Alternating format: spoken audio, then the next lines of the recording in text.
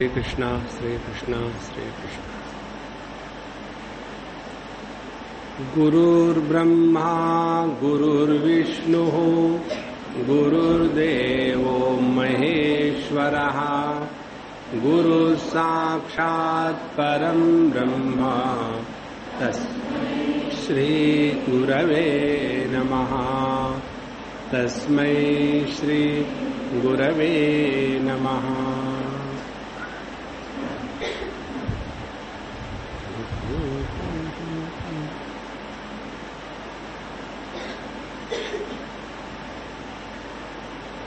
बलि ही उवाच। बलि ने भगवान वामन से कहा कि अहो ब्राह्मण दायाद वाचस्ते वृद्ध सम्मता त्वं बालो बाली शमति ही स्वार्थम प्रत्युबुधो यथा।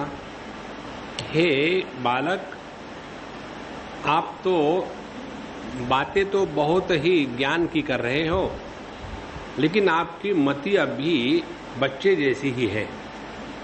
क्योंकि मैंने तुमको कुछ भी मांगने के लिए कहा और आपने मांगा क्या तो 3 पग जमीन। मैं तो ये चाहता हूं कि इतना मांग लो कि फिर जीवन में मांगने का काम ना पड़े। वो सब कुछ मैं देने को तैयार हूं और सक्षम हूं, समर्थ हूं। यहां तक हमने कल देखा। तो भगवान ने अब ये जो बातें कही है ये बलि से कही है कि बलि के मन में संपत्ति को लेकर के क्या क्या भावना थी, और ऐसे ही विचार हम लोगों के मन में है। जिनको जिनको जीवन में बेचैनी है, जिनको जीवन में शांति नहीं है, उसका एकमात्र कारण है असंतोष।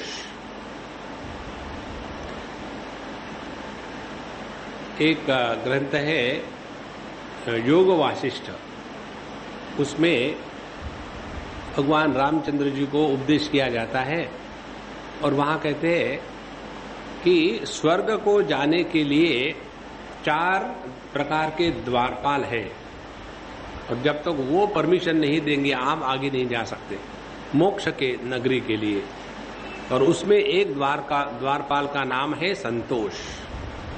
तो इस संतोष को लेकर के भगवान वामन जी कहते हैं, श्री भगवान वाच यावन्तो विषया प्रेष्ठाः त्रिलोक्यामजितेन्द्रियम् न शक्नुवन्ति ते सर्वे प्रतिपूरयितुं नृप। हे राजा, तुम जो कह रहे हो कि इतना मांग लो कि फिर मांगने की आवश्यकता ना पड़े, तो कहते हैं कि हे राजन, इस जगत के सभी विषय यदि एक आदमी को मिल जाए तो भी उसकी तृष्णा कभी शांत नहीं हो सकती। ये बात हम सब अपने स्वयं के जीवन में देख सकते हैं। जैसे आपको याद होगा, एक बहुत पुराना सिनेमा था जिसमें राजीव कुमार ने काम किया था, इफ आई रिमेम्बर। वो पहले एक छोटे से गरीब घर का था, फिर कहीं दुकान में, होटल में साफ सफाई का काम शुरू कर दिया, और फिर भगवान से प्रार्थना करी, फिर उसकी छोटी होटल हो गई। फिर उसने भगवान से प्रार्थना करी, बड़ा होटल हो गया, और फिर उसने भगवान से प्रार्थना करी तो उसका 5 स्टार होटल हो गया, और फिर प्रार्थना करी तो 5 स्टार होटल की चेन हो गई। तो जैसे जैसे वो बढ़ता गया वैसे वैसे उसकी शांति कम होती गई, और चाहिए ये भावना बनी ही रही। तब जाकर के आखिरी में वो कहता है अपने पत्नी से, जो हम लोग पहले थे उसमें जो आनंद था वो आज इस सभी में नहीं है। यही बात यहाँ कहते हैं कि यावंतो विषया प्रेष्ठाः, इस जगत के कितने भी विषय हम इकट्ठा कर ले, हमारे पास ये है, हमारे पास वो है, उसके बाद अजितेंद्रियम, अपने इंद्रियों पर किसी प्रकार का नियंत्रण ना हो, तो ऐसा व्यक्ति कभी भी जीवन में शांति प्रसन्नता प्राप्त नहीं कर सकता। इसको देखने के लिए आपको कहीं विशेष जाने की जरूरत नहीं है। केवल अपने ऑब्जर्वेशन को तीव्र करना है। पहला ऑब्जर्वेशन जगत को देख करके,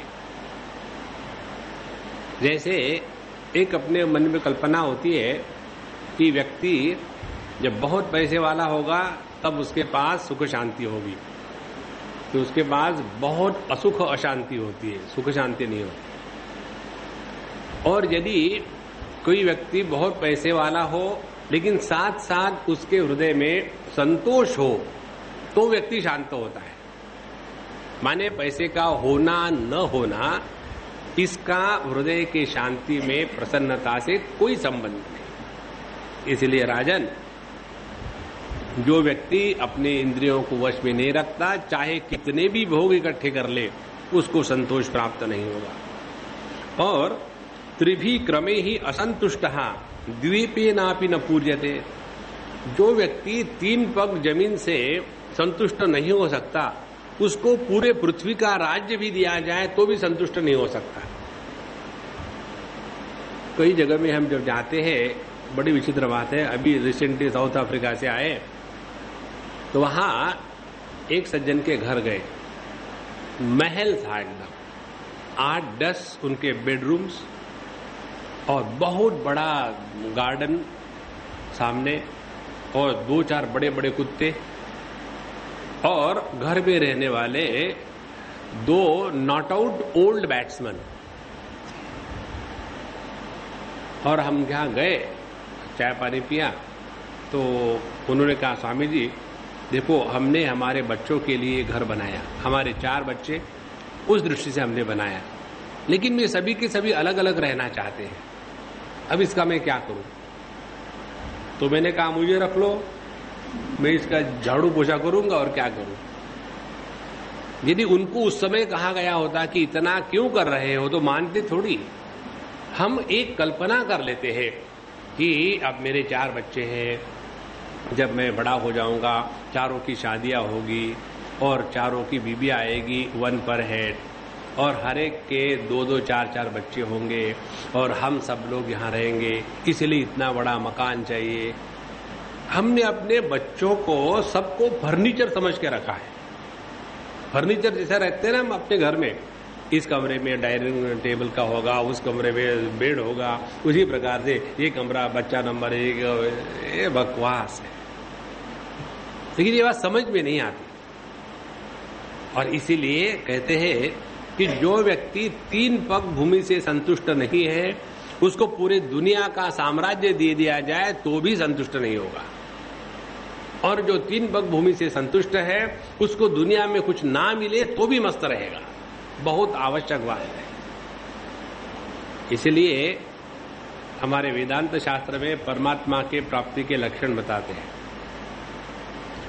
जो अब प्रसन्न है, अब माने कालतः, जो यहां प्रसन्न है माने देशतः, और जो इस परिस्थिति में प्रसन्न है वही व्यक्ति जीवन में प्रसन्न रह सकता है। कोई ये कहे कि मैं अभी एग्जाम होने के बाद then I will enjoy life, forget about it. यदि ये कल्पना करो बस मेरी एक बार शादी हो जाए, बस आनंद ही आनंद, कल्पना करने के लिए अच्छी बात है। आज तक शादी करके कोई जीवन में सुखी हुआ नहीं, चाहे भगवान रामचंद्र जी रहे, चाहे रामाराव रहे, एनटी, कोई फर्क नहीं पड़ा, सबका वही हाल है महाराज। तो हमको इस क्षण, इस स्थान पर और इस परिस्थिति में प्रसन्न रहना, ये कैसा हो सकता है? यदि हम इसको समझे कि संतोष ही जीवन की सबसे बड़ी संपत्ति है। एक हमारे मित्र है दिल्ली में, नाम उनका संतोष है, संतोष अग्रवाल, बहुत ही प्यारे हैं, इतने जबरदस्त व्यक्तित्व है। कोई भी समस्या आ जाए उनका एक जैसे बाय डिफॉल्ट आ जाता है, कोई दिक्कत नहीं, नथिंग डिस्टर्ब्स है। और उसके कारण उनकी पत्नी और गुस्सा करती, इनको कुछ होता ही नहीं। नारायण। तो त्रिभी क्रम ही असंतुष्ट द्वीपे नापि न पूर्यते, नववर्ष समेतेन सप्तद्वीप वरेच्छया, फिर उसको और इच्छा होगी मुझे और मिल जाए तो अच्छा है, और मिल जाए तो अच्छा है। तो ये जो इकट्ठा करने की वृत्ति है, संग्रह करने की वृत्ति, इसी को कहते हैं मनुष्यत्व का बंधन। 3 प्रकार के बंधन है 3 प्रकार के लोगों को। एक है दैत्य बंधन, जिसमें क्रूरता हृदय में रहती है। दूसरा है देव बंधन, जिसमें भोग वृत्ति प्रधान रहती है। और तीसरा है संग्रह वृत्ति वाला मनुष्यत्व का बंधन। ये तीनों प्रकार के आदमी ही है, 3 प्रकार के जीव। जो संग्रह प्रधान है वह मनुष्य, जो भोग प्रधान है वह देव, और जो व्यक्ति क्रूरता प्रधान है वह दैत्य। इन तीनों के लिए भगवान ने एक ही उपदेश दिया है, और उपदेश था THE। और तीनों का अर्थ तीनों ने निकाला। मनुष्यों ने उसका अर्थ किया है दान करना चाहिए, दैत्यों ने अर्थ किया है दया करनी चाहिए, और देवों ने अर्थ किया है दांत होना चाहिए, सेल्फ कंट्रोल्ड। तब जाकर के जीवन में संतोष आएगा। अन्यथा कितना भी मिलता रहे, we can never say no. एक बहुत बड़ा सिद्धांत समझ लो, जो व्यक्ति अपने जीवन में नहीं कहने की हिम्मत कर सकता है, वही व्यक्ति जीवन में आगे बढ़ सकता है। यदि नहीं कहने की हिम्मत ना करो तो आपका पेट खराब हो जाएगा। हम अपने अनुभव से बताते हैं। किसी के आ जाओ स्वामी जी और ले लो, और ले लो, और ले लो। अभी दिल्ली में था, एक हमारे बड़े पुराने मित्र हैं, बहुत पुराने, पिछले 30-35 साल से जानते हैं, और इतने जिद्दी है कि वो अपनी बात मनवा के रहेंगे। तो जब गए उनके यहाँ, तो स्वामी जी और ले लो, पराठा और ले लो, ये लो, ठीक है, लाओ लाओ लाओ। I never said no. तो मैंने बोला और ना, अच्छा ध्यान, स्वामी जी ये जो पोहे बनाए हैं आपके लिए बम्बई के, वहां यहाँ ना। और मैंने नहीं कहा ही नहीं, सब इकट्ठा हो गया। सुबह का ब्रेकफास्ट का टाइम, 8-10 पराठे इकट्ठे हो गए, और इतना सारा वो पोहा इकट्ठा हो गया। और फिर साबूदाना का वड़ा बनाया था, और इडली बनाई थी, और मेदू वड़ा बनाया था, सब आला। And I was watching what others are looking. हमने कहा कि देखो अब मैं बकासुर बनता हूं और भैंस के जैसा खाता हूं। तो बोले नहीं समझ ऐसा नहीं है, हम जानते इतना कोई नहीं खा सकता। बोले किसने, हम खाएंगे नहीं, कैसा खाएंगे। अब हमको यहां से उठाने की तैयारी करो, बाम्बू को मंगा लो। तो व्यक्ति जब इस जगत में जीना चाहता है अच्छी तरह से, ये बड़ी शक्ति है ना कहने, लेकिन उस नहीं में भी दम होना चाहिए। नहीं मुझे नहीं चाहिए, माने दूसरे की थाली पर हाथ गया और अपनी थाली खाली, अच्छा लाओ। ये ऐसा नहीं कहते कि मुझे नहीं चाहिए, मुझे नहीं चाहिए। तो यदि हम अपने जीवन में नहीं इस मंत्र को ले ले, तो आप देखेंगे अपने आप संतोष जागृत हो जाता है। पैसे एक पर्टिकुलर हद तक ठीक है, इनफ इज इनफ। अपना कारोबार बढ़ाना, इतना बढ़ाते जाएंगे, इतना बढ़ाते जाएंगे, उसके बाद उसको संभालना मुश्किल हो जाता है। और फिर दुखी, फिर गुस्सा, फिर चिड़चिड़, और ये सब मिला करके मिला क्या, कुछ नहीं। इसलिए कि यदि मैं 3 पदों से संतुष्ट नहीं हूं तो दुनिया मिल जाए तो भी संतुष्ट नहीं रहूंगा। और फिर उन्होंने बता दिया कि सप्तद्वीपाधिपतयः नृपा वैन्य गयादयः अर्थ ही कामय ही गतानांतम तृष्णाया इति न श्रुतम इति नहा श्रुतम। ऐसा हमने सुना है कि जो बड़े बड़े राजा हो गए, पृथु, गय, नरेश इत्यादि, इनको सप्तद्वीपों की पृथ्वी का साम्राज्य दिया था, और फिर भी उनके जीवन में कभी भी शांति नहीं थी, संतोष नहीं था। और आप हम लोगों ने देखा है कितने राजा हो गए, सभी राजाओं ने अल्टीमेटली क्या किया कि सबका सब अपने बच्चों को सौंप दिया।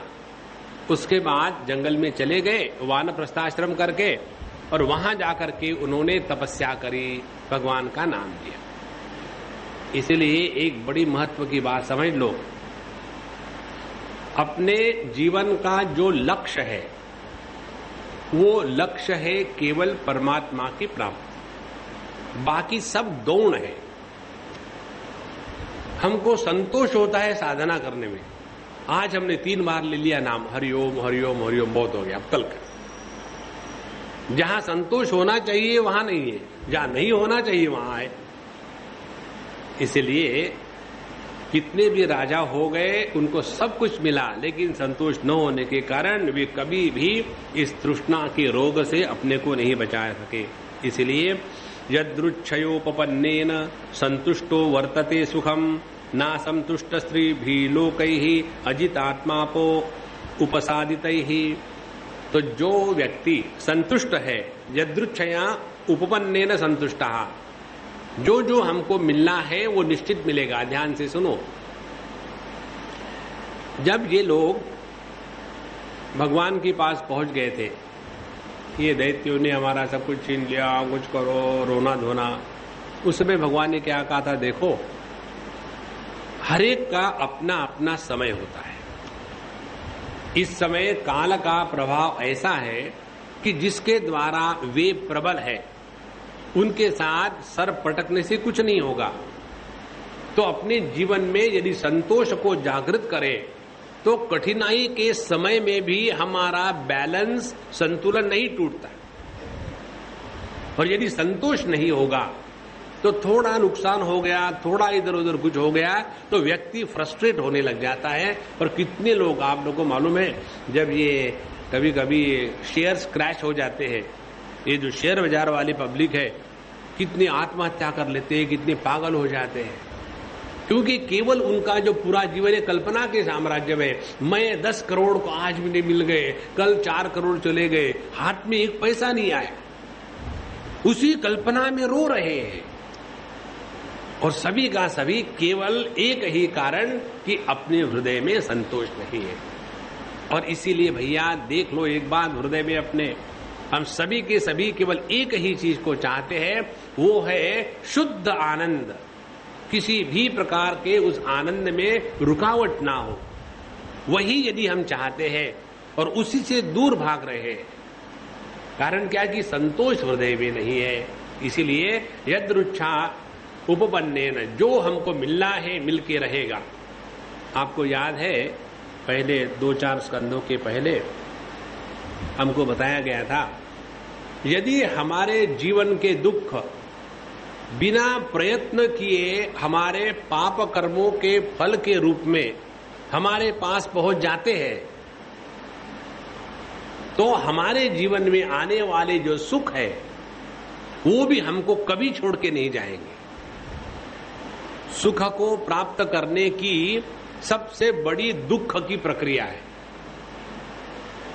इसीलिए संतोष अपने जीवन का सर्वश्रेष्ठ धन दौलत है। जिसमें संतोष नहीं, वो व्यक्ति कितना भी बड़ा हो, उसके जीवन में शांति नहीं। और अशांतस्य कुतः सुखम, इसलिए न असंतुष्ट त्रिभिः लोकैः अजितात्मा उपसादितैः। और जो व्यक्ति असंतुष्ट है उसके हृदय में यह असंतोष की ज्वाला उसको 2 मिनट शांति सुख नहीं दे सकती। और यही जो असंतोष है, यही हमारे जन्म मरण का कारण है।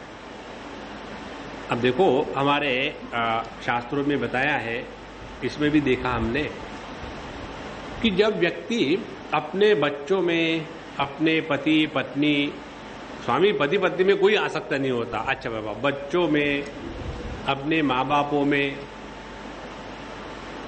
ये जो हम आसक्त होते हैं और उसी आसक्ति में मर जाते हैं। तो शास्त्र स्पष्ट कहते हैं कि अपने घर गृहस्थी के लोगों में जो आसक्त होकर के मरता है वो फिर उसी कुल में पैदा होता है, और उसी कुल में पैदा होकर के फिर उसका वही का वही चलते रहता है। इससे निकलने का सवाल ही नहीं। और आसक्ति किस चीज की?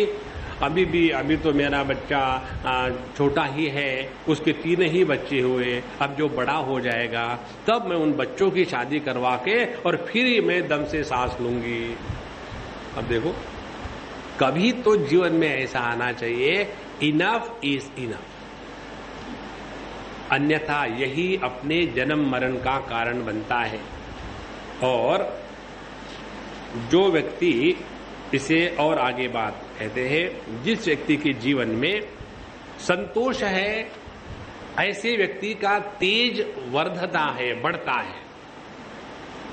और जिस व्यक्ति में संतोष नहीं है, वो व्यक्ति हमेशा खाओ खाओ खाओ खाओ, जो मिला वल्चर की जैसा उसका एटीट्यूड रहता है। आप देखेंगे वल्चर्स, गीदड़ कितने ऊपर उड़ते हैं आकाश में, उनका उड़ना देखो तो ऐसे लगता है कि एकदम मेडिटेशन में है, वहां बिल्कुल शांत, फ्लोटिंग मेडिटेशन। उनकी कुंडली हमेशा के लिए जागृत हो चुकी है, सोती ही नहीं, ऊपर चले गए। लेकिन ध्यान कहां है? ध्यान मरे हुए मुर्दों पर।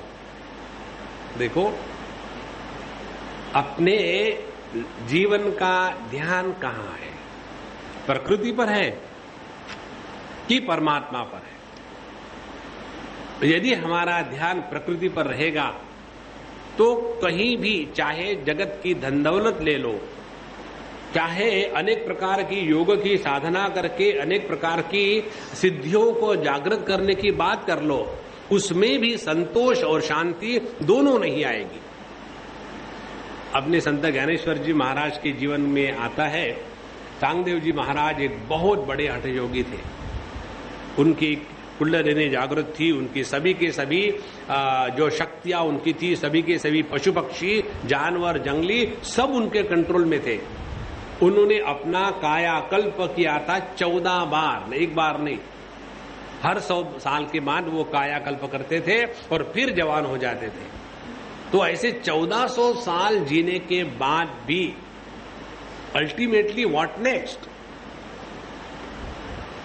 क्योंकि कितनी भी शक्ति आप इकट्ठी करो, आपको कभी भी जब तक संतोष नहीं तब तक शांति नहीं मिलेगी। और इसीलिए जब वो आए संत ज्ञानेश्वर के पास तो उन्होंने कहा कि मैं तुमको क्या बताऊं, मेरी छोटी बहन है वो तुमको बताएगी। तो 1400 साल के इतने बहुत बड़े तेजस्वी सिद्ध पुरुष को अल्टीमेटली उस छोटी सी कन्या ने ब्रह्मोपदेश दिया, तब जाकर के उनका उद्धार हुआ। इसीलिए अपने जीवन में जगत के वस्तुओं से और प्रकृति से जब तक हम संतुष्टता से नहीं रहेंगे तब तक के शांति नहीं मिलेगी, तेज नहीं बढ़ेगा। और यह तेज ऐसा ही शांत हो जाता है जो इस जगत में कुछ मांगते रहता है, जैसे अग्नि पर पानी गिर गया हो। इसीलिए व्यक्ति को जीवन में अपने तेज को जागृत रखना है, किसी से कुछ याचना न करे। जिस व्यक्ति ने अपने जीवन में याचना रहित जीवन जिया है, उसी का जीवन वास्तविक जीवन है। तस्मात्, इसीलिए तस्मात् त्रीणि पदान्येव वृणे त्वद्वरदर्शभान् एतावतैव सिद्धोहम वित्तम यावत् प्रयोजनम। हे वरदर्शभान्, आप तो अनेक प्रकार के वर देने के लिए सक्षम हो, उसमें आप ऋषभ माने बड़े श्रेष्ठ हो, माने आपके जैसा दानी पुरुष कोई है ही नहीं। तो आपने ये जो कहा ठीक ही है कि मुझे तो 3 ही पग चाहिए। कारण क्या है? वित्तम यावत् प्रयोजनम। ये बड़ा सिद्धांत हृदय में उतार लो। वित्तम यावत् प्रयोजन का तात्पर्य है जितने की आवश्यकता हो उतना ही अपने पास होना चाहिए। Live on daily veg basis. जितना संग्रह करेंगे उतनी ज्यादा परेशानी। ऐसा जब कहा, सुखदेव जी महाराज कथा कहते हैं कि बलि राजा बहुत बड़े जोर से हंसे। इत्युक्तः स हसन्नाह वांछतः प्रतिगृह्यता।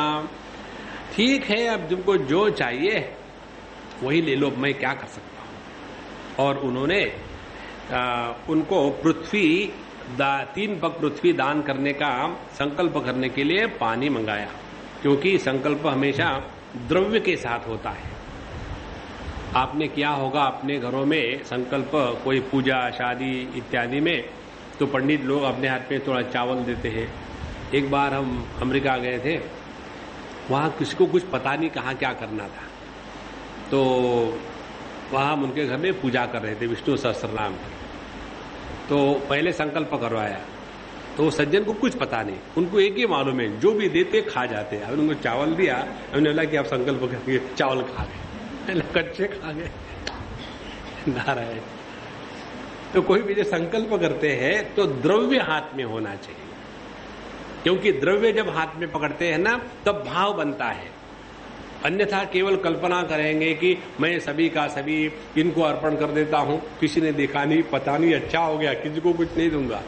लेकिन हाथ में द्रव्य धारण करके संकल्प करते हैं तो उसमें दृढ़त्व आ जाता है।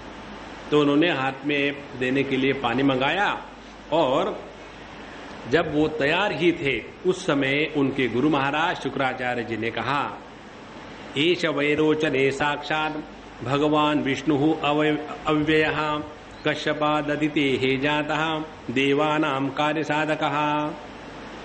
हे विरोचन पुत्र, विरोचन के पिताजी का नाम था प्रहलाद जी और विरोचन के पुत्र का नाम था बलि। हे विरोचन पुत्र माने हे बलि महाराज, तुमको मालूम नहीं तुम किसको क्या दे रहे हो। ये साक्षात भगवान विष्णु है, और ये कश्यप जी और अदिति इनके पुत्र के रूप में पैदा हो गए हैं, और इनका कार्य क्या है, देवानाम कार्य साधका। ये देवताओं का कार्य साध करने के लिए इन्होंने अवतार लिया है। और मैंने ये भी सुना है कि इनको तुमने पृथ्वी देने का जो संकल्प लेने का निश्चय कर लिया है, इससे तुम अपने जीवन में अनर्थ ही ला रहे हो, और इसके द्वारा संपूर्ण दैत्यों पर बहुत ही अन्याय होगा, और ये बात ठीक नहीं है। न साधु मन्ने दैत्याना महा अनुपगता अनयहा, इनके द्वारा सभी दैत्यों पर अन्याय ही होगा। और एषते स्थानमैश्वर्यं श्रियं तेजो यशो यशश्रुतम दास्यत्याच्छिद्य शक्राय माया मानव को हरि। ये जो हरि है ये बड़ा मायावी है, ये आपसे सब कुछ छीन लेकर के देवताओं को दे देगा और तुमको भिखारी बना देगा। और इसीलिए ये जो कहता है ना, सामने सामने से केवल 3 पग पृथ्वी चाहिए, तो कहते त्रिभिः क्रमैः इमान लोकान विश्वकाय कमिष्यति। शुक्राचार्य जी को सब मालूम था, उन्होंने कहा ये 3 पद के बहाने आया, ये 3 पदों से 3 तुम्हारे लोग ले लेगा, और उनका अपना देह इतना विस्तृत बना देगा कि जिसके द्वारा संपूर्ण आकाश व्याप्त होगा, अपने बाहुओं से सभी दिशाओं को इकट्ठा कर लेगा, फिर तुम जाओगे कहाँ। इसीलिए ये निष्ठाम ते नरके मन्ने यप्रदातु प्रतिश्रुतम, और इसीलिए तुम तीसरा पैर रखने के लिए जगह नहीं दोगे तो तुमको नरक में जाना पड़ेगा, और इसीलिए ये तुम मत करो। और उसके बाद कहते हैं कि जो संसारी पुरुष है उसके लिए, अब देखो दोनों विचार है, ये वेदों का आधार लेकर के बलि को समझा रहे हैं, और इसमें ऐसे समझाते हैं। अब देखो ये विचार कैसे, जब हमारे हृदय में परमात्मा का महात्म्य होता है तो विचार कैसे होते हैं, और जब दुनियादारी का महात्म्य होता है तो विचार कैसे होते हैं। तो ये कहते हैं कि न तद्दानम प्रशंसन्ति ये न वृत्तिर विपद्यते दानम यज्ञस्तप कर्म लोके ही वृत्तिमतो यतः। जगत में दान इत्यादि सब कुछ ठीक है, करना भी चाहिए, लेकिन कैसा, अपने संसार के लिए कुछ बचा के रखना चाहिए। जो व्यक्ति अपना तो कंगाला निकाल देता है दिवाला, और दूसरे का परोपकार करता है, ऐसे की कभी स्तुति जगत में नहीं होती।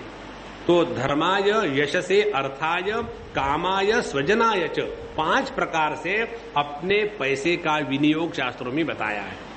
एक तो धर्म के लिए, दूसरा अपना यश बढ़ाने के लिए, तीसरा इन्वेस्टमेंट करके और पैसा कमाने के लिए, चौथा भोग प्राप्त करने के लिए, और 5वां अपनों को बांटने के लिए। यही 5 प्रकार से धन का प्रयोजन है। और यदि ये ना करे तो ऐसा व्यक्ति उसका इस जगत में और परलोक में दोनों भी सम्मान नहीं होता। ऐसा करे तो सुख पाता है। इसीलिए जो मैं तुमको कह रहा हूं ये मत समझना मैं अपने दिमाग की बात कह रहा हूं। यही बात ऋग्वेद में भी कही है। हे असुर उत्तम माने हे बलिराज सुनो, कहते हैं सत्यमोमिति यत् प्रोक्तम जन्ने त्याह नृतम हितम। यहाँ के बाद का इनका जो विचार है बड़ा सुंदर और विचित्र है। व्यक्ति अपने विचारों को परिपुष्ट करने के लिए कैसी विचारधारा को स्वीकार करता है।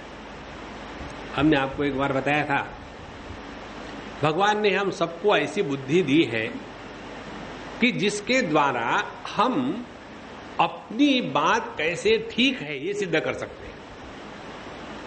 और इसी बुद्धि का सहारा लेकर के यदि हम अपने जीवन को चलाएंगे तो हमको कभी भी प्रभु की प्राप्ति नहीं होगी। इसीलिए भगवान 10वें अध्याय में कहते हैं ददामी बुद्धि योगम तम ये न माम उपयांति ते। जब मैं उनको बुद्धि प्रदान करता हूं तो भगवत प्रदत्त बुद्धि के द्वारा ही भगवान की प्राप्ति हो सकती है, अन्यथा नहीं। तो ये अब बताते हैं किस प्रकार से, बहुत ही विचित्र विचार है। तुमको मैं ऋग्वेद की श्रुतियों का आशय सुनाता हूं जिसमें कहते हैं कि एक बार देने को स्वीकार कर दिया और दिया तो सत्य, देने को स्वीकार कर दिया और नहीं दिया तो असत्य। पहला सिद्धांत बिल्कुल सरल है, कोई डिफिकल्ट नहीं। और अपने जीवन में सत्य की प्राप्ति होती है देह के द्वारा। यदि देह नहीं हो तो काहे की साधना करोगे? तो सत्य की प्राप्ति होती है देह के द्वारा। और देह का मूल कारण है असत्य। देखो, यदि आसक्ति में पड़े रहोगे, किसी को कहेंगे हम करेंगे नहीं करेंगे तो असत्य होगा, और असत्य के कारण फिर तुमको देह धारण करना पड़ेगा। और जब तुम देह धारण करोगे तभी तो सत्य की प्राप्ति होगी ना। और इसीलिए सत्य की प्राप्ति के लिए असत्य का आधार लेना चाहिए, और असत्य के आधार से देह की प्राप्ति होगी, और फिर इस देह से सत्य के लिए प्रयत्न करना चाहिए। इसीलिए पहली आवश्यकता क्या है? सत्य से पहले असत्य की आवश्यकता है। और इसीलिए बलि महाराज तुमको ये संकल्प करने के बाद भी मुकर जाने में कोई दोष नहीं है। देखो, ये होते हैं गुरु महाराज। और जो व्यक्ति देखो किस प्रकार से विचारे, शुक्राचार्य ब्राह्मण थे, विद्वान थे, और उनमें संजीवनी विद्या थी, क्या नहीं था उनके पास। लेकिन जहां व्यक्ति इस जगत के किसी भी वस्तु व्यक्ति में आसक्त हो जाता है तो वो परमात्मा का भी तिरस्कार करने के लिए कुछ आगे पीछे नहीं देखता। और यही बात हम सब लोग देखते हैं। आए थे हरिभजन को, ओटन लगे कपास। इस जगत में आकर के यही फंस जाते हैं। हमारे कबीर जी का भजन है, उसमें कहते हैं कि योगी यति और कोई सन्यासी आप आपस में लड़िया, बस सब इकट्ठे हो जाएंगे और झगड़ा करेंगे। किसके लिए? ये जमीन मेरी है, ये आश्रम मेरा है। प्रभु को कोई नहीं चाहता। हमारे गंगा जी के किनारे एक स्थान है, वहां जाकर के देखने की जैसी चीजें। बड़े महात्मा हो गए, वहां उन्होंने हनुमान जी का एक विशाल काय विग्रह बना दिया। खड़े हनुमान जी है, बहुत 30-40 फीट के लंबे हैं। तो महात्मा जी थे तब तक तो हनुमान जी कॉमन प्रॉपर्टी थे सबके लिए। महात्मा जी तो मरना ही एक दिन, वो चले गए। उसके बाद उस आश्रम का डिवीजन हुआ और वो हनुमान जी सेंटर में है। अब क्या करें? हनुमान जी की एक टांग इस आश्रम में, दूसरी टांग दूसरे आश्रम। और फिर एक शिष्य जो था आश्रम का उनका, तो 2 शिष्य उन्होंने उसको बांट लिया। और बांटने के बाद फिर एक शिष्य ने कहा कि हम तो हनुमान जी के ऊपर में छत करेंगे, लेकिन छत कहाँ करेंगे? आधा छत हनुमान जी, आधे गिले हो रहे हैं। ये कोई आध्यात्मिक जीवन का एक लक्षण भी है। इसलिए एक बात समझ लो, स्पष्ट बात, जिसके द्वारा हम अपने शुद्ध सच्चिदानंद चैतन्य तत्व से दूर जाएंगे वो सब पाप है। और जिसके द्वारा हम अपने चेतन अस्तित्व को पहचानेंगे, वही पुण्य है। बाकी सब अपने स्थान पर जैसा है, हमको ना किसी को अच्छा कहना है ना किसी को बुरा कहना है। इसको पकड़ के रखो। हमको जगत में बाहर से कोई भी चीज नहीं मिलती। जो कुछ मिलता है उसका पूरा खजाना अपने हृदय में है। अपने हृदय में रहने वाले परमात्मा की आवाज तो हम नहीं सुनते, और कोई बाहर से आकर के कह दे देखो ऐसा करेगा तो भला होगा, नहीं तो सत्यानाश होगा, डर के रहते। आध्यात्मिक जीवन में डर नाम की चीज नहीं होनी चाहिए, तब जाकर के प्रभु का दर्शन होता है। इसीलिए इसका ध्यान रखें कि कहीं भी हमको जाने की आवश्यकता नहीं, सब कुछ हमारे हृदय में। क्योंकि कहीं भी जाओ, wherever you go, there you are the culprit। इसीलिए महाराज ऐसा जो उपदेश करने वाले हैं, और ये कौन है? शुक्राचार्य जी कोई साधी व्यक्ति नहीं है। उन्होंने अपने शिष्य राजा बलि को इस प्रकार का उपदेश किया और कहते हैं कि जो व्यक्ति कहता है कि मैं दूंगा तुमको अमुक अमुक वस्तु, उसने स्वयं ही लक्ष्मी का तिरस्कार किया है। इसीलिए देना बैंक में अकाउंट मत खोलो, क्योंकि देना है। लेना हो तो ठीक है, लेना बैंक। यह जो व्यक्ति देने की बात करता है उसने स्वयं तिरस्कार किया है लक्ष्मी का, और इसीलिए जो व्यक्ति मैं नहीं दूंगा ऐसा कहता है वही लक्ष्मी का सत्कार करता है। इसीलिए मैं दूंगा ये असत है और मैं नहीं दूंगा यही सत है। देखो विचार करने की प्रक्रिया, ये मजा है। और इस प्रकार से जब उन्होंने कहा तो इसके साथ साथ ये जो आखिरी श्लोक है, ये देखो मनुष्य जगत के साथ तादात्म्य होने के कारण कैसे विचार करता है। स्त्रीषु नर्म विवाहे च वृत्त्यर्थे प्राण संकटे गो ब्राह्मणार्थे हिंसायाम नानृतम साजुगुप्सितम। ये सत्य हमको निंदा प्राप्त नहीं करता, ये असत्य। इस असत्य के द्वारा हमको निंदा प्राप्त नहीं होती। यदि वो असत्य इन कार्यों के लिए किया जाए तो कौन सा कार्य? पहले स्त्रियों को प्रसन्न करने के लिए झूठ बोलो, अलाउड है। उसके बाद नर्म विवाह है, और किसी के साथ नर्म माने मजाक करने में झूठ बोल दो तो अलाउड है। विवाह में हमारे तो इतनी धन दौलत है, कितनी फैक्ट्री है रे अपनी, जरा गिन के बता। याद ही नहीं, अब क्या क्या याद रखे, ताकि जाकर के अपना बहुत बड़ा रोप जम जाए। विवाह है, उसके बाद अपनी जीविका के रक्षण के लिए प्राण संकट उपस्थित होने पर गौ और ब्राह्मण के हित के लिए और किसी को मृत्यु से बचाने के लिए यदि व्यक्ति असत्य का सहारा लेता है तो अलाउड है। इसका तात्पर्य क्या निकला? हमारे हृदय में सत्य की प्रतिष्ठा नहीं। इसलिए जब ऐसी बातें कही, श्री शुकोवाच 20वें अध्याय में प्रारंभ होता है, तो बलिरेवं गृहपति ही कुलाचार्येण भाषितः। कुलाचार्य थे शुक्राचार्य महाराज, उनके कुल को चलाने वाले थे। तो उनकी जब बात सुनी तो तुष्टिम भूत्वा क्षणम राजन उवाचा वही तो गुरुम। तो उन्होंने थोड़ी देर शांत हो गए और उसके बाद बहुत सावधानी से और विनय पूर्वक अपने गुरु महाराज शुक्राचार्य जी के प्रति ऐसा कहा। बलि ही उवाच, बलि जी ने कहा, सत्यम भगवता प्रोक्तम धर्मोजम गृहमेधिनाम अर्थम कामम यशोवृत्तिम यो न बाधे न कर्हिचित् न चाहम वित्त लोभेन प्रत्याचक्षे कथम द्विजम प्रतिश्रुत्य ददामीति प्रह्लादी कितवो यथा। देखिए भगवान, आपने जो कहा है सब ठीक है। ये सबसे बड़ी बात हम लोगों को सीखनी है। जगत में हमको किसी का विरोध नहीं करना है। ये बात हमने हमारे स्वामी अखंडानंद जी महाराज से सीखी।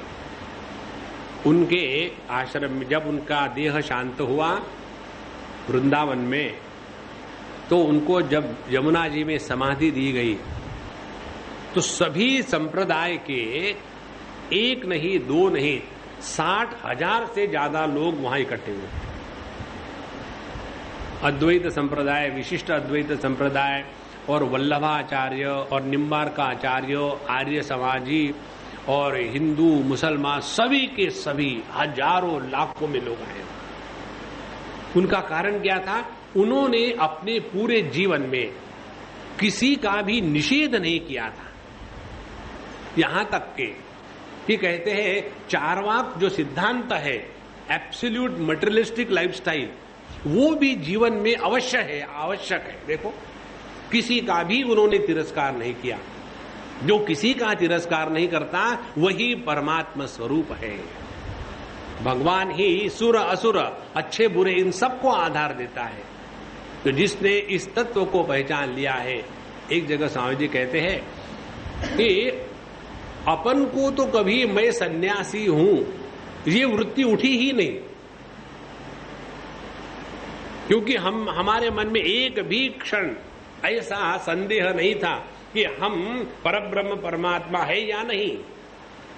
देखो, उन्होंने एक बहुत बड़े अवधूत जी को भागवत कथा सुनाई थी, और वो कथा सुनने के पश्चात वो सुनने वाले अवधूत महाराज बहुत गदगद हो गए, बहुत रोए, क्योंकि उन्होंने इतना सुंदर भागवत का विवरण कभी सुना नहीं। तो वो सुनने के पश्चात उन्होंने कहा कि देखो, मुझे तुमको दक्षिणा तो देनी पड़ेगी, अब तुमको मैं क्या दक्षिणा दूं? तो फिर उन्होंने कहा, सुन, आज के बाद तुम अपने को जीव भाव में स्वीकार मत करना, तुम स्वयं साक्षात नारायण भगवान हो। और महाराज कहते हैं, उस दिन के बाद मुझे कभी भी ये संदेह नहीं रहा कि मेरी असलियत क्या है। इसीलिए बाहर का जो आडंबर है ना, उससे कोई मतलब नहीं होता। तो ये कब होगा? जब हम किसी का विरोध नहीं करेंगे। तो उन्होंने कहा कि भगवान, आप जो कहते सब ठीक ही कहा आपने, सत्य है। और जो गृहमेधी है, जो गृहस्थाश्रम में रहने वाले हैं, उनके लिए धर्म यही है कि जिससे अर्थ, काम, यश, कीर्ति इत्यादि चलता रहे और उनकी जीविका में बाधा न पड़े। लेकिन भैया, हे भगवान, हे गुरुदेव, मैं तो प्रहलाद जी का पौत्र हूं। पौत्र माने ग्रैंडसन। मैं प्रहलाद जी का पौत्र हूं और एक बार मैंने देने की कृपा प्रतिज्ञा कर ली है। अब किस प्रकार से मैं नहीं दूंगा ये कह सकता हूं। और उसके बाद कहते हैं कि पृथ्वी ने हमेशा कहा है, अधर्म करने वाले लोगों का भार जितना मुझ पर होता है और किसी वस्तु का होता नहीं, तो मैं ये नहीं कर सकता हूं। और ब्राह्मणों को इस प्रकार से तिरस्कृत करना, धोखा देना, ये तो सबसे बड़ा पाप है। और यदि इतना सारा धन इकट्ठा कर लिया और इसके द्वारा ब्राह्मणों को धर्म के द्वारा संतुष्ट नहीं किया, तो ये धन तो यहां की यही सड़ जाएगा ना। एक हमारे मित्र थे, उनके घर हम गए। एक बार हमने आपको कहानी बताई थी, हमको याद है, आपको भी याद होगी। बताने के बाद, अच्छा आपने तो बताया था। हम उनके यहाँ गए तो उन्होंने हमको पहले बताया, देखो खाने के साथ गालियां मिलेगी। हमने कहा ठीक है, अचार मत देना, गालियां खा लेंगे। हमने कहा उन्होंने मजाक किया होगा, लेकिन वो सत्यवादी थे। जब उनके यहाँ पहुंचे तो फर्स्ट फ्लोर पर उनका घर, हम दोनों चढ़ रहे थे, तो उनके पत्नी शुरू कर दिया, आज किसको पकड़ के लाए? तो उन्हें मेरे तरफ देखा, उन्हें कहा ये तो अगवानी है। तो बोले वेलकम। फिर बोले स्वामी जी आप वहां जाके हाथ पैर धो लीजिए। हम गए, हाथ पैर धो लिए।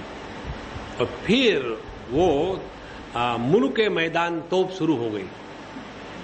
इस दुनिया में सभी के सभी बाबा जी आप ही को पकड़ में आते हैं क्या? इन लोगों को दूसरा घरदार नहीं है क्या? रोज रोज नया नया चेहरा कहां से पकड़ के लाते हो? कोई जाल बिछा के रहेगा बाबा जी को पकड़ने का? और वो बोले जा रही है और वो कहे स्वामी जी चलो यहाँ बैठते शांत।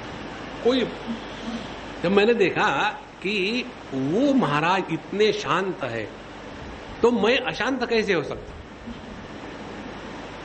तो उसके बाद हम बैठे खाने के लिए और वो कहेंगे जरा स्वामी जी को घी वाली रोटी देना। हाँ हाँ घी में नला दियो, मैं उनको घी वाली रोटी देना। खिलाएगी सब कुछ वो, लेकिन हर चीज के पीछे एक डांट पड़ेगी। वो होने के बाद फिर हम लोग खाना खा लिए बैठे। उसमें उनका पुत्र आ गया। पुत्र आने के पश्चात उसने शुरू कर दिया, daddy you have got money for every damn fool in this world,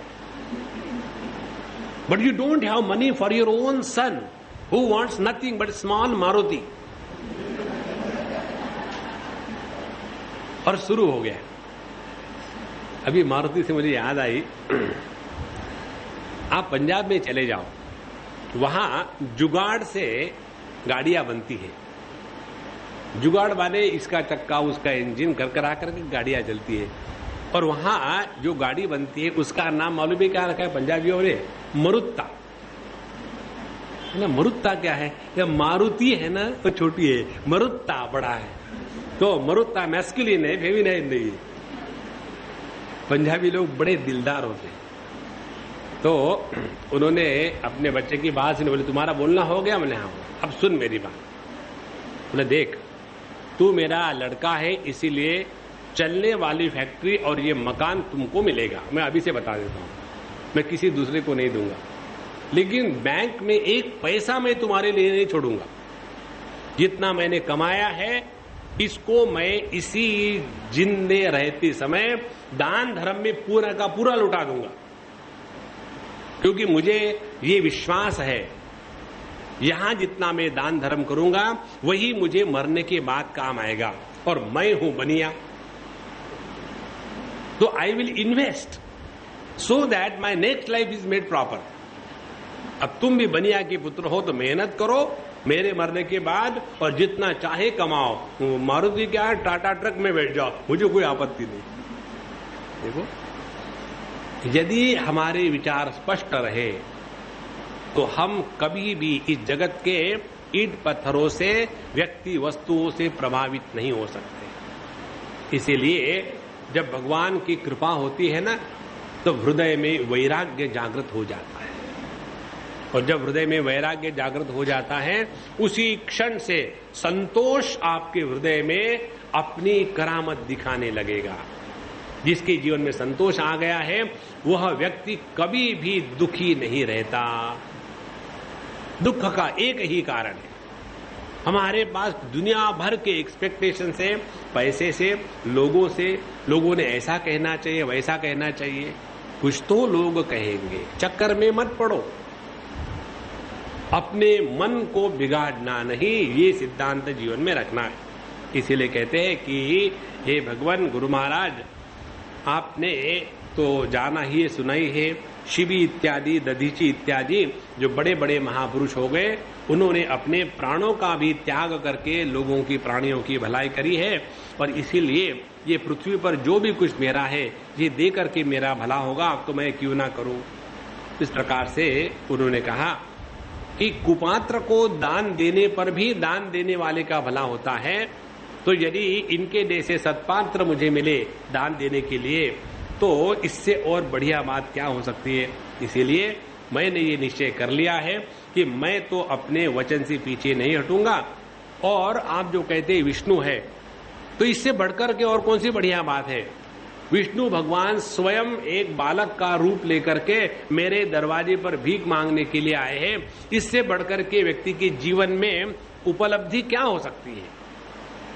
और यदि ये कोई दूसरा छल कपट करके आया हो तो भी ब्राह्मण के वेश में आया है, यही मेरे लिए बहुत बहुत बात है। और यदि कोई मेरा शत्रु होगा तो निश्चित मेरे बाणों से मर जाएगा। इस प्रकार से उनको जब पता चला कि अब ये अपना शिष्य राजा बलि मानने को तैयार नहीं, अब ये दान करके ही रहेगा, उस समय सुखदेव जी महाराज कहते हैं कि उनको बड़ा गुस्सा आया। देखो, जहां गुस्सा आता है, ध्यान से सुनना, वहां हम प्रकृति के गुलाम हैं। प्रकृति में ही विकृति आती है। काम प्रकृति का बच्चा है। काम की जब पूर्ति नहीं होती तो उसी काम का जो परवर्टेड रूप है उसी को क्रोध कहते हैं। और ये क्रोध किसी भी कारण से आ सकता है। सुबह चाय नहीं मिली, एक कामना। दूसरी बात, मेरी बात मानता नहीं, किसी और से शादी करता है, ठीक है मेरे घर से निकल जा, तू मेरा कोई नहीं, मैं तेरा कोई नहीं। हर चीज हम चाहते हैं दुनिया में हमारे कहने से होवे। हम कोई भगवान है क्या? और जब तक कि ये कामना हृदय में रहेगी, चाहे आप कोई भी रहो, आपका हृदय गुस्से से, क्रोध से भर आएगा। और महापापमा, ये जो क्रोध है, हमसे कोई भी गलत कार्य करवाता है। और क्या गलत कार्य करवाया यहां शुक्राचार्य जी से? उन्होंने अपने ही शिष्य को, राजा को शाप दे दिया कि तुम श्रीहीन हो जाओगे। देखो, इतना क्रोध। माने पहले भगवान को सब दान करने के बाद वो समझो श्रीहीन नहीं भी होते, लेकिन अब गुरु ने शाप देने के कारण उनको श्रीहीन होना ही पड़ा। देखो, इसीलिए आप देखो दूसरा उदाहरण अपने एकलव्य महाराज का। केवल अपनी बात मनवाने के लिए द्रोणाचार्य जी ने उस अच्छे व्यक्ति का अंगूठा कटवा लिया। जहां जहां किसी भी प्रकार का एक कौड़ी का स्वार्थ हो, वहां हम तत्व से च्युत हो जाते हैं। इसलिए हम सबको ये समझना है, जगत में किसी व्यक्ति को, वस्तु को, देश को, काल को ना पकड़े। पकड़ना है तो उसको पकड़े कि जो नित्य उपलब्ध है, वही सद्गुरु है, वही परमात्मा है, वही अपना स्वरूप है। उसको केवल पहचानना मात्र है, नहीं तो जिंदगी भर डरते डरते रहेंगे। एक बार एक सज्जन हमको मिले और आकर के हमको कहते, स्वामी जी मुझे आपसे एक बात करनी है। मैंने बोलो। बोले सबके सामने नहीं, मैं आपके यहाँ आऊंगा और फिर बात करेंगे। हमने कहा सबके सामने में थी, वहां खड़े रहते बात करते हैं। बोले नहीं, मैं नहीं चाहता कि कोई मुझे देखे मैं आपसे बात कर रहा हूं। देखा, डरते हो क्या मेरे से या दुनिया से? बोले बाद में बात करेंगे। और फिर उन्होंने कहा, स्वामी जी हमारे ऐसे ऐसे गुरु महाराज है और उन्होंने हमको बताया है, किसी के भी पास जाकर के सत्संग सुनोगे तो तुम्हारी साधना पूरी नहीं होगी। अब मैं उनके पास जा रहा हूं पिछले 20 साल से, और अभी जहां के तहां हूं। अब मुझे पता नहीं और कितना साल जिंदा रहना है, अब मैं क्या करूं? हमने कहा तुम मरोगे नहीं, अगले जन्म में जारी रखो। तो जो व्यक्ति डर डर के काम करता है, वो परमात्मा को प्राप्त नहीं कर सकता। इसलिए शुक्राचार्य जी ने इतने विद्वान, इतने बड़े ब्राह्मण होने के बाद भी, फिर भी उनके हृदय में यही थी, मेरी बात जिसने नहीं मानी, अब इसका तो मैं शाप दे करके सत्यानाश कर दूंगा। और इसलिए शशाप दैव प्रहितः सत्य संधम मनस्विनम। और इसके लिए सुखदेव जी महाराज तो भगवान के साक्षात अवतार है। उन्होंने क्या अर्थ निकाला इसका?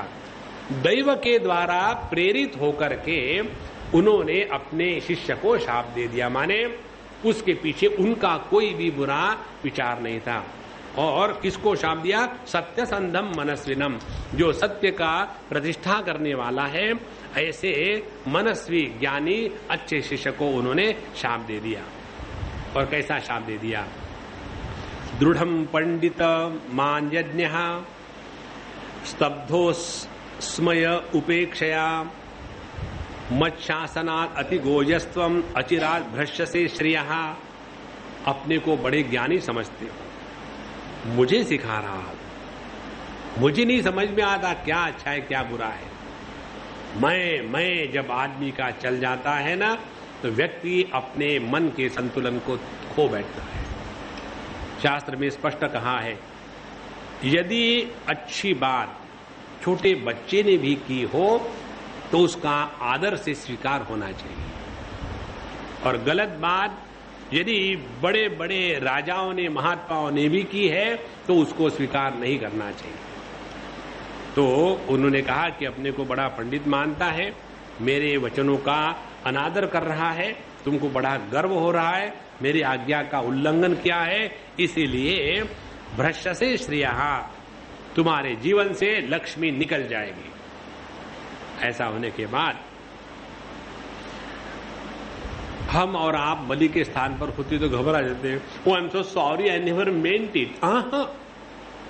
वो अपने इस दृढ़ संकल्प में डटे रहे। एक बात सुन लो, बहुत महत्व की बात है। जब व्यक्ति अपने जीवन को जस्टिफाई करता है ना दूसरों के सामने, तब उसको अपने पर संदेह है। We don't have to justify anything before anybody in the whole universe. If your conscience is absolutely pure. तो हर बार एक्चुअली मैं लेट इसीलिए आ गया, why you have to justify? I am late. I know it is not intentional. लेकिन जहां व्यक्ति के हृदय में ये बात आती है, ऐसा तो मन में ग्लानि आ गई तो समझ लेना हम भगवान से दूर भाग गए। अपना जीवन ऐसा सत्य को लेकर के चले, कोई किसी की जस्टिफाई करना नहीं, किसी के सामने कुछ प्रूव नहीं करना है। अन्यथा every time you have to prove, see I really love you, but yesterday you did not write and give me, okay today I write 2 times, I love you. Now जिस प्यार का 25 बार प्रतिपादन करना पड़ता है, आई रियली लव यू बाबा, अब कितने बार बताऊं नारायण। इसीलिए भ्रष्यसे श्रियः, ये शाप मिलने के बाद भी वो अडिग रहे और उन्होंने अपने इस संकल्प को नहीं निकाला। और फिर उन्होंने वामन भगवान की विधि पूर्वक पूजा करी, हाथ में जल लेकर के 3 पग पृथ्वी देने का संकल्प भी कर लिया। उस समय उनकी जो पत्नी थी बलि की, उनका नाम विंध्यावली। हम विंध्यावली जा रहे हैं अभी इसके बाद। तो विंध्यावली बहुत ही अच्छे कपड़े पहन करके आई और भगवान के चरण को उन्होंने धोया और उस चरण का जो धोया हुआ जल है वो उन्होंने अपने सर पर चढ़ाया और सभी के सभी लोग बड़े आश्चर्य से होने लगे कि देखो इनका इतना उनको शाप मिला और उनको मालूम है कि वामन के रूप में भगवान विष्णु स्वयं शत्रु बन करके आए हैं, फिर भी ये अपने सत्य संकल्प से नहीं हटे, डटे रहे। इसलिए सभी ने उनकी तारीफ करी और उनके दान को सभी ने सहारा। ऐसा होने के पश्चात अब उन्होंने संकल्प ले लिया कि मैं ये 3 पग जमीन आपको दान करता हूं। ऐसा होने के बाद तद्वामनम रूपमधर रूपमवर्धताम अद्भुतम, उसी समय वामन माने छोटा, ये छोटा जो रूप था भगवान का वो धीरे धीरे एकदम विशालकाय होने लग गया। जैसे हम लोग अपने कंप्यूटर स्क्रीन पर करते हैं ना, छोटा और फिर उसको बड़ा करो, बड़ा करो, बड़ा बड़ा बड़ा, इस प्रकार से भगवान का ये जो रूप था बहुत ही बड़ा होने लग गया और 3 गुणों का ये रूप बढ़ने लग गया। यहाँ तक कि पृथ्वी, आकाश, दिशाएं, स्वर्ग, पाताल, समुद्र, पशु पक्षी, मनुष्य, देवता, ऋषि सभी के सभी उसमें आ गए। ध्यान से सुनना, आप लोग कभी गए होंगे बद्रीनाथ या किसी हिल स्टेशन पर, तो वहां कभी कभी ये अनुभव आता है। आप ऐसे अपने कमरे में या बाहर बैठे हो तो सडनली चारों तरफ से कोहरा आ जाता है। कोहरा माने धुक, और ऐसा आ करके चारों को वो निगल जाता है। माने अपना घर मकान सब लोग बैठे, सबको निगल करके इतना व्याप्त हो जाता है कि एक दूसरे को देख नहीं सकते। इसी प्रकार से भगवान वामन जीव ने अपने देह को इतना, त्रिगुणात्मक देह को इतना बढ़ाया कि ये त्रिगुणात्मिका प्रकृति में रहने वाले सभी के सभी जीव जंतु, पशु पक्षी, नदी नाले ये उसमें समा गए। और इस संपूर्ण देह को, संपूर्ण जगत को व्याप्त होने के बाद उसमें जितने भी जीव समूह है सभी को एक ही स्थान पर राजा बलि ने देखा। देखो, इसको कहते विश्व रूप दर्शन। भगवान कृष्ण ने अर्जुन को भी विश्वरूप दर्शन दिया था और यहाँ भी भगवान वामन ने बलि जी महाराज को यह विश्वरूप दर्शन दिखाया। इन दो दर्शनों में मूल फर्क ये है कि ये जो दर्शन भगवान वामन जी ने कराया उसमें भगवान ने अपने स्वरूप को प्रकट किया, जिसके द्वारा वो कुछ लेना चाहते हैं बलि से। और अर्जुन को जो रूप दिखाया, उस अर्जुन को रूप दिखाया भगवान ने क्योंकि अर्जुन ने प्रार्थना करी थी, हे भगवान आपका ये जो रूप ऐश्वर्य है ये मेरी देखने की बड़ी इच्छा है। मन्य से यदि तत्शक्यम मया द्रष्टुमिति प्रभो, हे भगवान आप यदि समझते हो कि मैं इस रूप को देख सकता हूं तो कृपा करके आप मुझे ये रूप दिखाइएगा। तो यहाँ जो रूप का वर्णन आता है ये पूरा का पूरा वर्णन वैसा ही है जैसे अपने पुरुष सूक्त में आता है। यहाँ बताते हैं विश्वरूप भगवान के चरण तल में रसातल, चरणों में पृथ्वी, पिंडलियों में पर्वत, घुटनों में पक्षी, जांघों में मरुदगण थे। उसी प्रकार वस्त्रों में संध्या, गुह्य स्थानों में प्रजापतिगण, जगन स्थान में अपने से समस्त असुरगण, नाभि में आकाश, कोक में सातों समुद्र, वक्षस्थल में नक्षत्र समूह और हृदय में धर्म, स्तरों में मधुर सत्य वचन, मन में चंद्रमा, वक्षस्थल पर और हाथों में कमल लिए लक्ष्मी जी, कंठ में सामवेद, संपूर्ण शब्द समूह इत्यादि देखे। तो ये भगवान का विश्व रूप है। विश्व रूप का अर्थ इस प्रकार से समझ ले कि जैसे जिस ज्ञान में संपूर्णता का दर्शन होने के बाद भी परिच्छिन्नता का भान नहीं होता उसको कहते विश्व रूप दर्शन। हम फिर से रिपीट कर दे, क्या आपने बोला कुछ समझ में नहीं आया। देखो हम लोग अपने टीवी पर क्रिकेट मैच देखते हैं, तो जब क्रिकेट मैच देखते हैं तो उस समय हमको किसी को भी ये भान नहीं होता कि लिलीपुट तेंदुलकर एक छोटी सी बैट लेकर के एक छोटा सा बॉल को बोल्ड किया और उसे थोड़ा सा मार दिया और एकदम आधा इंच जाने के बाद 4 हो गए। वहां देखते हैं हम इतने से स्क्रीन पर, लेकिन हमको अनुभव क्या होता है कि इस बड़े मैदान पर सभी के सभी खेल रहे हैं और सबकी ऊंचाई चौड़ाई उतनी ही है और जितना जोर से मार उतने ही जोर से मार रहे हैं। उसमें हमारा ज्ञान संपूर्ण का होता है एक परिच्छिन्न आकाश में, और फिर भी परिच्छिन्नता का भान उसमें नहीं होता। देखो आजकल तो ये उदाहरण हम लोग दे सकते हैं क्योंकि टीवी वगैरह है। पहले के जमाने में महात्मा लोग कैसे देता होंगे उन्हीं के पता, अपने को क्या फर्क पड़ता। तो इस प्रकार से भगवान में ही संपूर्ण विश्व को बलि ने देखा। तो भगवान की इंद्रियों और शरीर में सभी चराचर प्राणियों का दर्शन किया और जब ऐसा भगवान का ये रूप देखा तो सभी के सभी दैत्य घबरा गए। क्यों घबरा गए कि भगवान का जो असह्य तेज वाला सुदर्शन चक्र, गरजते हुए मेघ के समान टंकार करने वाला शारंग धनुष्य, उसके बाद गंभीर शब्द करने वाला पांचजन्य शंख और उनकी जो आवाज करने वाली गदा, गदति इति गदा, माने जिसको मारने से आवाज होती उसको गदा कहते हैं, और 100 चक्र चिन्हों वाली ढाल, विद्याधर नाम की तलवार, बाणों से भरे 2 तरकस और सभी उनके सुनंद इत्यादि पार्षदगण सेवा के लिए उपस्थित हो गए और भगवान का जो अत्यंत सुंदर रूप था इस प्रकार से उन्होंने देखा कि पहला पैर उन्होंने पृथ्वी पर नाप लिया, दूसरा पैर से उनका स्वर्ग नाप लिया परलोक, और फिर सवाल आया अब ये तीसरे पैर को मैं कहाँ रखूं।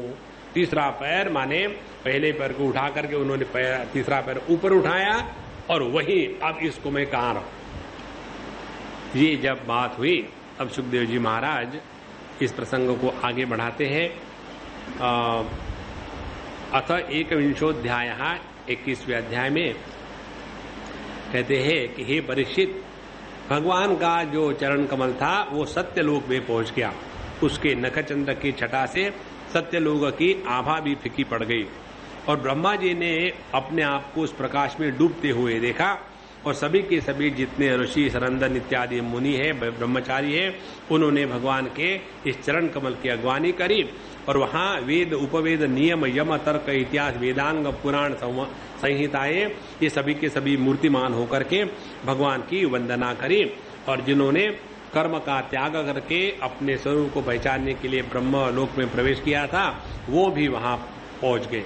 इस प्रकार से जो भगवान विष्णु के नाभि कमल से निकले थे ब्रह्मा जी, वे भी भगवान का ये चरण आने के बाद उनकी पूजा इत्यादि करने के लिए, स्तुति करने के लिए आगे आ गए।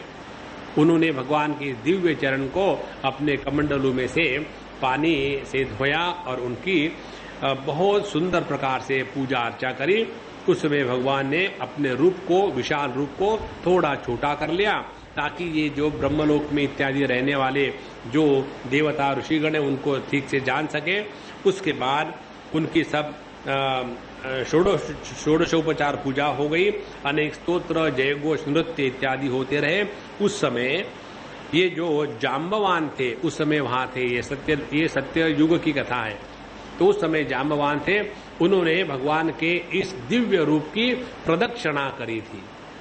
इसी को लेकर के रामायण में प्रसंग आता है, जब हनुमान जी लंका को जाने के लिए अभी तैयार नहीं थे, आराम से बैठे हुए थे और सभी लोग डिस्कशन कर रहे थे कि किस प्रकार से ये समुद्र को लांघा जाए।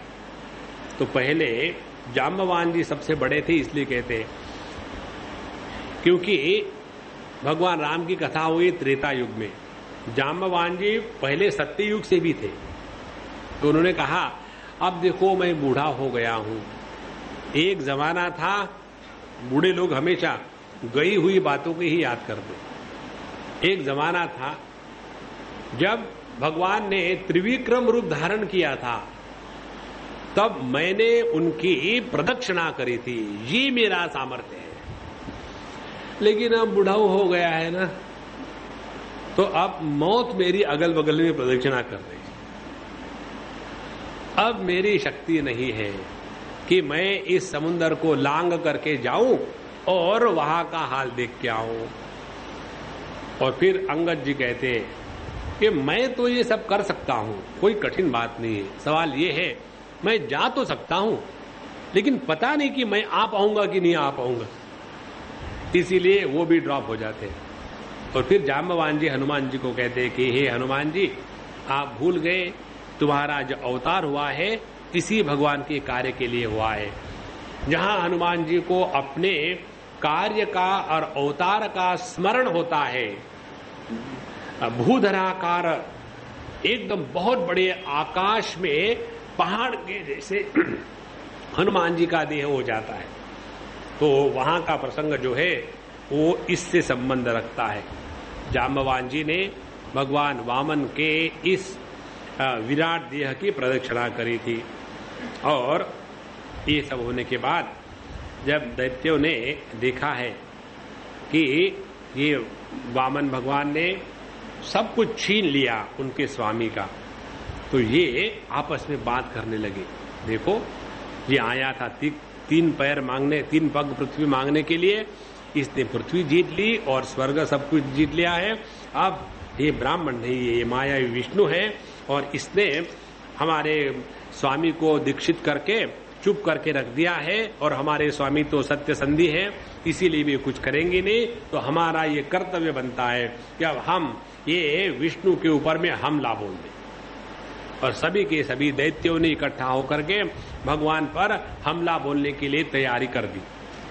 तो भगवान के जितने भी पार्षद थे, नंद सुनंद जय विजय प्रबल बल कुमुद कुमुदाक्ष विक्षक सेन गरुड़ जयंत श्रुतदेव पुष्पदंत सात्वत, ये सभी के सभी जो पार्षद थे भगवान के, एक एक में 10-10 हाथियों, 10-10 हजार हाथियों का बल। तो उन्होंने सभी राक्षसों को हंसते हंसते अपने शस्त्रों के साथ चुप बे, कुछ मत करना, इस प्रकार से दबा दिया। जब इनका ऐसा युद्ध होने की बात हो रही और दैत्यों को ये पार्षद मारने लग गए, तब उन्होंने बलि ने सबको कहा कि देखो इस समय ये बात समझो कि ये समय जो है देवताओं के उन्नति का समय है। यो नोय भवाय प्रागासीत अभवाय दिवौकसाम स एव भगवान अद्यहाम वर्तते तद विपर्ययम्। जिस भगवान ने जब हमारा योग्य समय योग्य काल था तब हमको प्रबल बनाया था, इस समय जो है ये समय इन देवताओं के प्राबल्य का और बड़ा होने का है, इसलिए इनके सामने कोई भी टिक नहीं सकेगा। व्यक्ति कितना भी बल, मंत्री, बुद्धि, दुर्ग, मंत्र, औषधि सभी प्रकार के उपाय कर ले, लेकिन यदि समय योग्य नहीं होगा तो हमारा कुछ बदल नहीं हो सकता। तो करे क्या? अपने समय को अनुकूल होने तक अपने आप पर नियंत्रण रखें। ये बहुत महत्व की बात है। हमने किसी के यहां पढ़ा था, समय के पहले और भाग्य से अधिक किसी को कुछ नहीं मिलता। ये सिद्धांत जो है ना, it is not a pessimistic cry of frustration, नहीं, ये सत्य है जीवन का। इस सत्य को लेकर के चलो तो जीवन में शांति रहेगी, संतोष रहेगा। और सबसे महत्व की बात, दूसरे की तरक्की प्रगति देख करके जलन नहीं होगी। जिस व्यक्ति को दूसरे की तरक्की प्रगति लेकर के जलन होती है ना, वो व्यक्ति जीवन में कभी सुखी रह ही नहीं सकता, क्योंकि जगत में किसी ना किसी की प्रगति तरक्की तो होगी ही होगी और ये हमेशा दुखी रहेगा। इसीलिए सबसे बढ़िया सिद्धांत ये है, अपने जीवन को संतोष सुख की अनुभूति करनी है तो दूसरे के सुख में सुख मानना शुरू कर दो। इसके द्वारा हमको कुछ करना पड़ता नहीं है, रिजल्ट वी गेट, क्योंकि दूसरा सुखी हो गया उसी में हम सुखी हो गए। पर यह बात ऐसी नहीं कि हम लोग जानते नहीं। जब हमारा बच्चा 10वीं क्लास में या 12वीं क्लास में एकदम 98% मार्क्स लेकर के पास होता है, तो उस समय बच्चे से दुगुना माँ बाप फूलते हैं। Actually you know, whenever he was studying, I was sitting next to him. उसको मैं चाय देती थी, कॉफी देती थी, बेटा सोना मत, पढ़ाई करनी है। मेहनत का फल सभी को मिलता है। इसने कौन सी मेहनत करी, लेकिन मेरा बेटा बेटी पास हो गई तो दूसरे के सुख में जिसको सुख प्राप्त होता है वो व्यक्ति जगत में कभी दुखी नहीं होता। लेकिन हम दूसरा हमारे लिए कौन है? जो ममता से दूसरा है वो दूसरा है, लेकिन असली दूसरे का अर्थ है जगत में किसी की भी उन्नति हो जाए, यदि उसको देख करके मन प्रसन्न रहे तो आप कभी जीवन में दुखी नहीं होगे।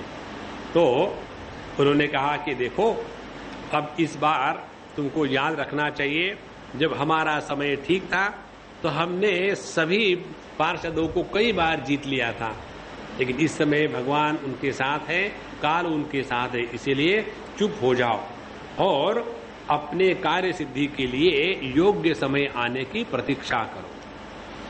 जिस व्यक्ति के जीवन में पेशेंस नहीं होता, सबूरी नहीं होती, हमारे शिरडी साईं बाबा कहते हैं, जिसके जीवन में पेशेंस नहीं होता वो जीवन में कुछ प्राप्त नहीं करता। पेशेंस किसको कहते हैं? काल के अनुकूल होने की प्रतीक्षा के लिए जो धैर्य है उसको कहते हैं पेशेंस। और यही बात हमारे जीवन में हर जगह में आ जाती है। अपने साधना करने में पेशेंस होना चाहिए, ध्यानाभ्यास करने में पेशेंस होना चाहिए, शास्त्रों का अध्ययन करने में पेशेंस होना चाहिए।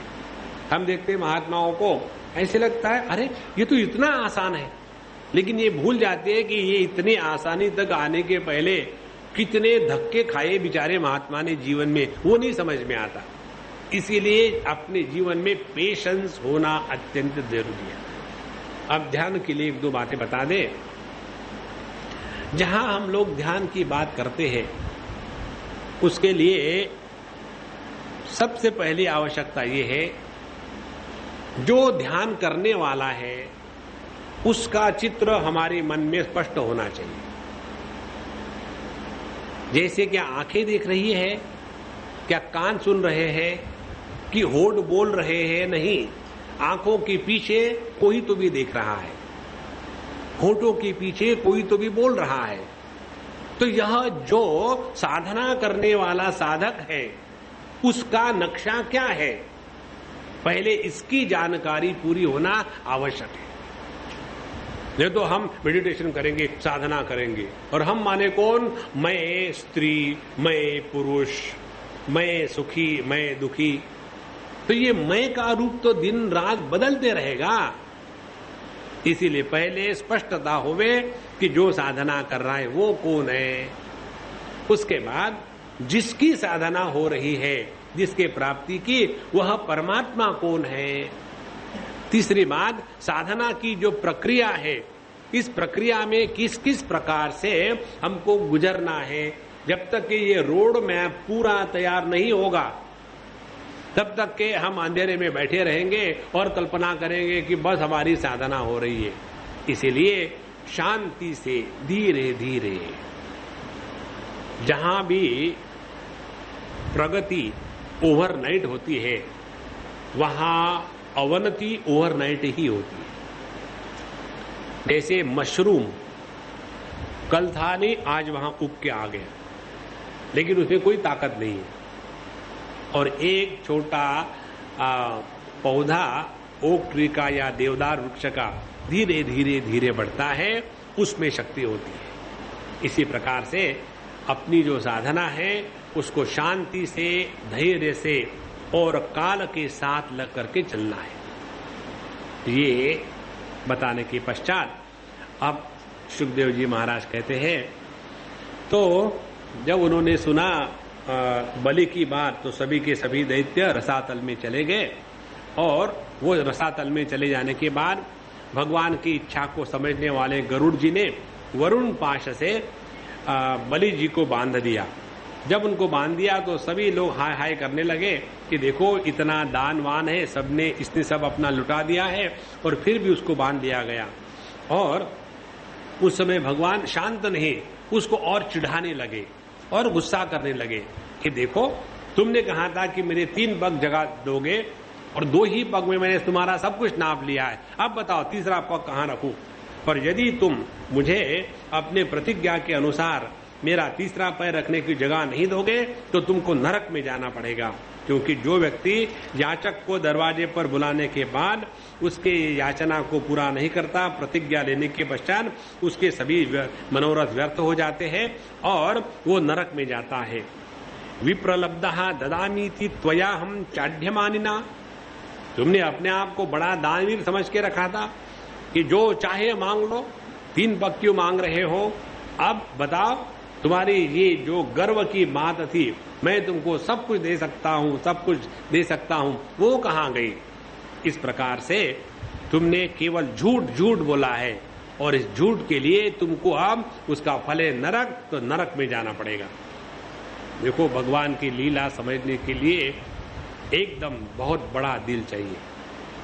सबका सब तो छीन लिया उसका और छीनने के बाद उसको नागपाश से बांध दिया और बांधने के बाद ऊपर से थैंक यू तक नहीं, ऊपर से डांटा। तीसरा पैर कहां रखूं बताओ, अपने को तो बड़े धर्मात्मा समझते थे ना, बताओ। ऐसी जब बात हुई, इसके साथ 21वां अध्याय पूरा हो जाता है। अब 22वें अध्याय में सुखदेव जी महाराज प्रारंभ करते हैं, एवं विप्रकृतो राजन बलिर्भगवता सुरहा भिद्यमानोप्य भिन्नात्मा प्रत्याह विक्लवम वचः। कहते हैं इस प्रकार से उन्होंने बलि को बांध दिया, उसका तिरस्कार किया, उसका अपमान किया और अनेक प्रकार से उसके हृदय के धैर्य को नष्ट करना चाहा। माने हृदय का धैर्य कौन सा है, पेशेंस। सबसे बड़ी शक्ति व्यक्ति में है पेशेंस की। जिस व्यक्ति में पेशेंस नहीं होता वो व्यक्ति कभी सुखी नहीं रह सकता। शांति से देखो, कई बार हम लोगों का हर एक का अनुभव है, हम सोचते बाद में I think it was better if I had not spoken anything. तो उस समय पहले क्यों नहीं याद आया। कारण क्या है कि हमारा धैर्य टूट जाता है। तो जहां हमारा पेशेंस धैर्य बना रहेगा वही हम परमात्मा की प्राप्ति करते हैं। और ऐसे जब जब प्रसंग आते हैं ना, तब समझ लेना भगवान हमारी परीक्षा ले रहे हैं। और परीक्षा में हमको परेशान करने के लिए प्रश्न नहीं पूछते। देखो, यदि हमको यूनिवर्सिटी में फर्स्ट आना है तो पहली आवश्यकता है हम परीक्षा में बैठे, और परीक्षा में बैठने के बाद जो हमारा परीक्षक है उसके प्रति हमारी क्या भावना होनी चाहिए कि वो हमको जांचना चाहता है कि हमारा ज्ञान कितना पक्का है। ऐसे थोड़ी, ये जो परीक्षक है ना, ये तो हम लोगों को परेशान करने के लिए प्रश्न पूछते हैं, नहीं। तो जहां हमारी धारणा भावना बदलेगी वहां हम शांत रहेंगे, और यदि ये नहीं किया तो हम ही अपने मन का संतुलन खो बैठते हैं।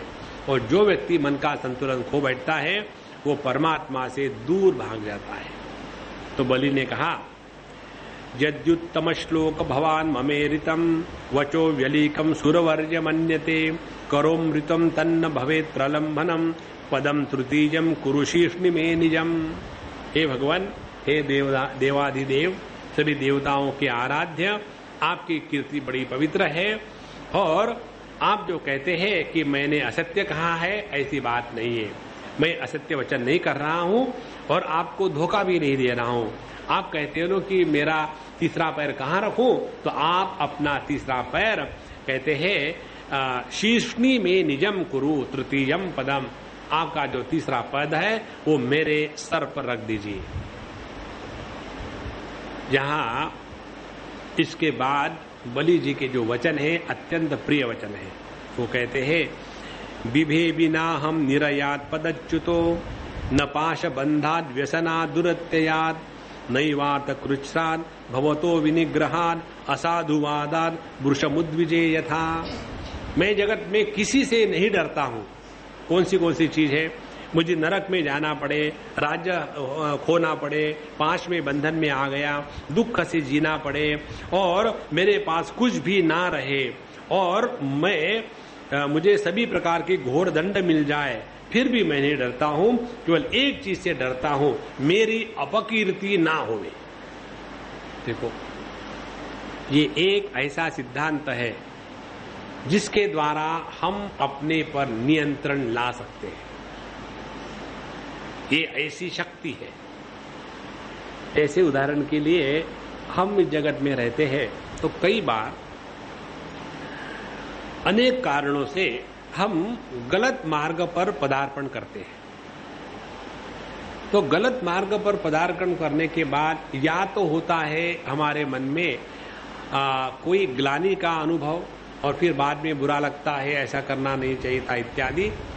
और यदि उस समय हम इस चीज को याद रखें, यदि मैं ये ऐसा कर रहा हूं तो इसके द्वारा मेरे माँ बाप का नाम बदनाम होगा, मेरे गुरु का नाम बदनाम होगा, उसके बाद मेरा नाम बदनाम होगा, सब जगह अपकीर्ति फैल जाएगी। तो इस अपकीर्ति को लेकर के डर करके हम अपने आप पर योग्य प्रकार से नियंत्रण ला सकते हैं। और इसीलिए कहते हैं कि भगवान, मैं किसी से नहीं डरता हूं जितना मैं अपने असाधुवादात, असाधुवाद माने साधुवाद माने कीर्ति, असाधुवाद माने अपकीर्ति, अपकीर्ति से मैं डरता हूं। और पुंसाम श्लाघ्यतमं मन्ये दंडम अर्हत तमार्पितम यम न माता पिता भ्राता सुहृदश्चादिशन्ति त्वं नूनम सुराणाम नः पारोक्ष परमो गुरुः यो नो नेकदान मदान्धान्नाम विभ्रशम चक्षुरादिशत। हे भगवान, आप तो सभी गुरुओं के गुरु हैं, और आपने प्रत्येक जीव को जो भी दंड दिया है, जो भी कष्ट दिया है, वो उनके भलाई के लिए ही है। इस प्रकार से जैसे हमारे माता पिता भाई कोई हमको कोई मूर्खता से दोष या कोई प्रकार का दंड नहीं देते, वो तो हमारी भलाई के लिए देते हैं। और आपने भी हम असुरों को हमेशा अच्छे शिक्षा दी है, क्योंकि जब जब हम लोग धन और बल, कुलीनता, इसके द्वारा मद से अंधे हो जाते हैं, तो उस समय आप हमारी उन सब चीजों को छीन करके हमको फिर योग्य प्रकार से मार्गदर्शन करते हो। और इसीलिए ये तो हम लोगों पर आपका उपकार है कि आपने ये सब चीजों को छीन करके हमें अपने ही पास बुलाने की प्रक्रिया प्राप्त कराई। इस प्रकार से उसके और सुंदर सुंदर विचार हैं बलि जी के। तो इसको हम सबको ये सीखना है, अपने जीवन की प्रत्येक घटना हमारे उद्धार के लिए है, पहली बात। दूसरी बात, उस उद्धार का स्वरूप हम यदि शांत मन से सोचेंगे तब समझ में आएगा। तीसरी बात, हमारा उद्धार केवल एक ही बात से हो सकता है कि हमारा मन प्रभु चरणों में नित्य निरंतर विलीन हो जाए। अभी आपके पास शरीर का बल है, वोटों का बल है, पैसों का बल है, योग साधना का बल है और नाम स्मरण का बल है, लेकिन ये सभी के सभी जितने बल है ये एक्वायर किए हुए।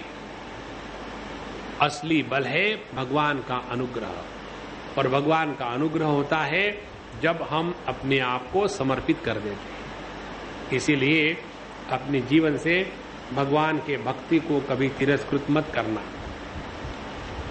बहुत बड़ी आवश्यक पूंजी है अपने जीवन में। जो भगवान के भक्ति को तिरस्कृत करके बाकी कुछ चीज में लग जाओ, पहले पहले अच्छा लगता है, बाद में समझ में आता है हाथ में कुछ नहीं आया। कल मुझे मिलने के लिए एक दो माताएं आई थी, उन्होंने यही प्रश्न पूछा था कि स्वामी जी, हम पिछले 25 साल से वेदांत का श्रवण कर रहे हैं।